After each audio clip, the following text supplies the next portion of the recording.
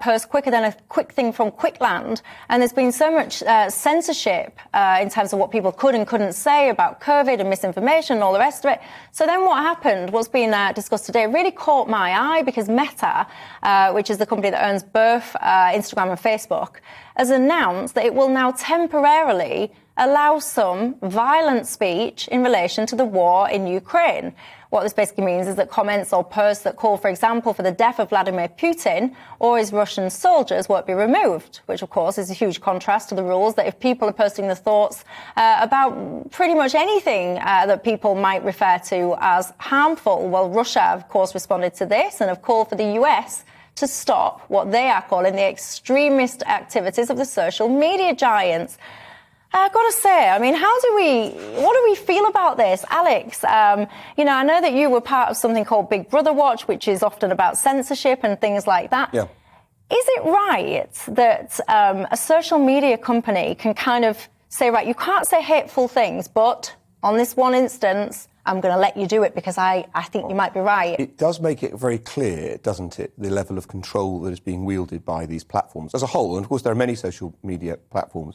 And I think the pressure for all of them has been that, on the one hand, they've long argued that they are not publishers. They are neutral hosts of material that you choose to put up yourself. Platforms, yeah. Whilst at the same time having increasingly to take responsibility for the content that people put up, implying strongly that they are indeed publishers. Well, this is the biggest possible case in point, and I think their response actually is just doubly pragmatic.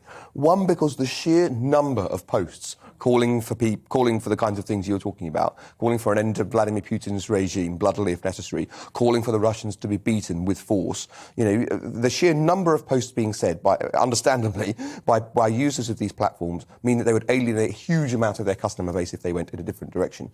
But secondly, the backlash, if they said, you can't say Vladimir Putin's rule should end, and so forth, the backlash would be huge. And with no disrespect meant to vaccine skeptics and so forth, it would dwarf any example like that. So my point is that it's like the conversation we were having before. In principle, you might say, why is this different? In practice, they're just being pragmatic and giving way to something they had to do.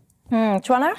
Well, I read the story this morning and I didn't know whether to laugh or cry, in all honesty. It seems utterly bizarre that social media companies give us permission now to go around threatening to kill people, essentially.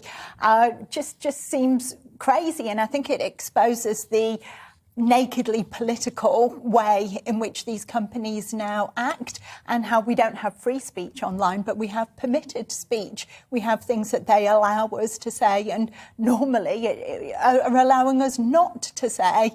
Normally we're forbidden from saying even the mildest things on social media if the companies decide that they disagree with us. You can go on Twitter and even just saying that you think a woman is a biological reality, and you'll find yourself booted off the platform. But now we're allowed to go on and say that we think people in the Russian government should be killed.